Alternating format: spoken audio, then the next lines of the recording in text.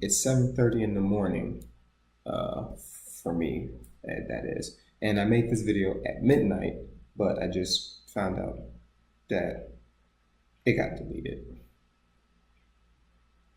Yeah.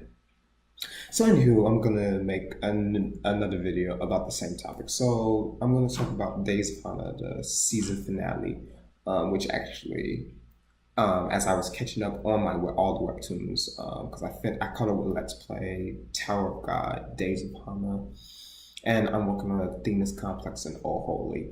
But I realized that I was only 2 chapters behind on Days of Hana because it's the season finale. So yes, that's good for me.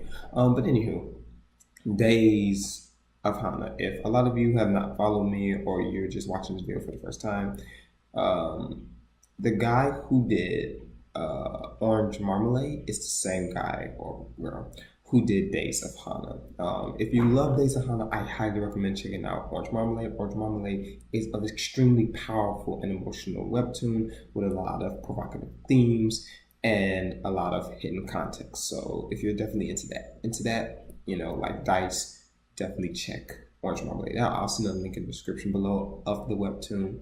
Um, and I would just highly recommend that you watch it. So I'm going to be talking about, I think, 2 or 3 chapters. I think it'll be in the description at the when I edit the video and whatnot. But there are many things that happen in Days of Hana, and after reading the final 2 chapters, I'm left with more questions and satisfactions. Honestly, I'm going to talk about the big one first, which is why is Hana taking care of Hook? I was going to say Jeff. Jeff is evil. No matter how much credit I give him as a character who drives the plot and the themes of Days of Hana, he's still a horrible person in the webtoon. He's still terrible. So I don't really quite understand why she said, "Okay, I will take care of your werewolf while you're away." Because I do feel personally that it's part of Jeff's plan for whatever diabolical reason. I don't know. But I just don't understand why she would take care of Jeff. I mean, Hook. You understand. But I do feel what people could say is that Hook is one character and Jeff is another character. What Jeff does is a reflect on Hook. I understand that, but Jeff has Hook as a werewolf pet or whatever they call him in Days of Hana. It's not like a pet, I presume, but so Hook automatically listens to his master. So whatever his master does, no matter if it's good or bad, he's going to listen to it. So I just don't quite understand it. But it's going to be interesting what's going to happen when all of them are in the same house together. So it's going to be pretty interesting. And speaking of Hana and Haru, I'm really happy that she finally confessed her feelings and she finally accepts Haru's feeling. And they're going to try to start dating in the best way that they can. Which, again, in this world, it's really weird to date a werewolf because they're a werewolf.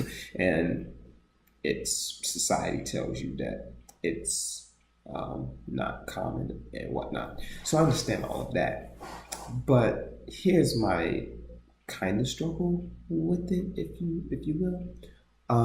The first thing is it depends. In my head, it depends because if I go on the author's previous pattern, which is in Orange Marmalade. Orange Marmalade lasted about 113 or so chapters. It lasted like 2 years, theoretically. So if I look at Days of Hana, it may last around the same time. So then it probably will make sense that the relationship starts happening now because the webtoon is near the end or its halfway point. So that kind of makes sense. But if the webtoon is nowhere near its halfway point, then I don't kind of understand. Like, I'm happy that they're together. I'm happy that they're shipped. That's what people say in this in this universe. But I truly feel that it can be a little rushed depending on the context.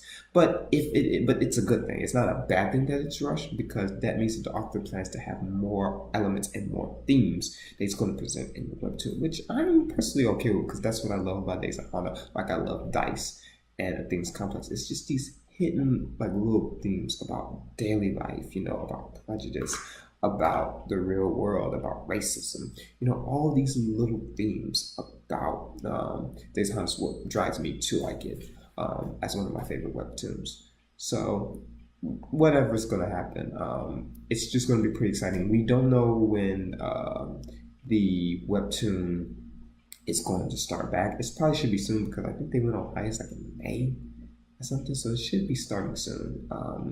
But I'm just really excited, so I'm glad that this was the webtoon that I was able to catch up with. But that was the video. If you like Days of Hana, leave a comment down below of your favorite moments in Days of Hana. If you like this video, please leave a like and subscribe because that helps me out because we starve on subscribers. But with that being said, thank you for watching and listening, and I hope we see you in the next video.